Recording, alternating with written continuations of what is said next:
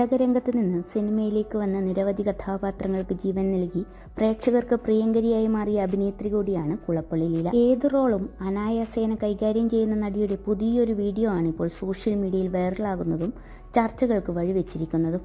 Bermuda അണിഞ്ഞ് മുണ്ട് മടക്കിക്കുത്തി ഒരു ഷർട്ടും അണിഞ്ഞ് അമിത മദ്യപാനിയായ ഒരാൾ ആൾക്കൂട്ടത്തോട് എങ്ങനെ സംസാരിക്കുമോ അതുപോലെയാണ് വൈറൽ വീഡിയോയിൽ കുളപ്പള്ളി ലീലയുടെ പ്രകടനം.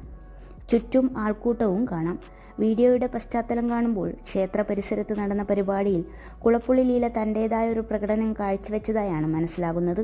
മദ്യപാനിയായി മുമ്പ് ചില സിനിമകളിലും ലീല അഭിനയിച്ചിട്ടുണ്ട്. വളരെ നാളുകൾക്ക് ശേഷമാണ് ഇത്തരത്തിൽ ഒരു പൊതുവേദിയിൽ നടിയുടെ ഒറ്റയാൾ പ്രകടനം പ്രേക്ഷകർ കാണുന്നത്. എന്നാൽ പ്രതീക്ഷിച്ചതുപോലൊരു പ്രതികരണമായിരുന്നില്ല സോഷ്യൽ മീഡിയയിൽ നിന്നും വന്നത്.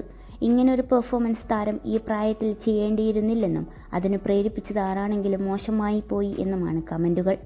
ഷൂട്ടിംഗ് ആണോ അതോ സ്റ്റേജ് ഷോയാണോ യഥാർത്ഥത്തിൽ നടന്നതെന്ന് എന്നിങ്ങനെയുള്ള സംശയങ്ങളും ചിലർ കമൻറ്റുകളിലൂടെ പ്രകടിപ്പിച്ചിട്ടുണ്ട്.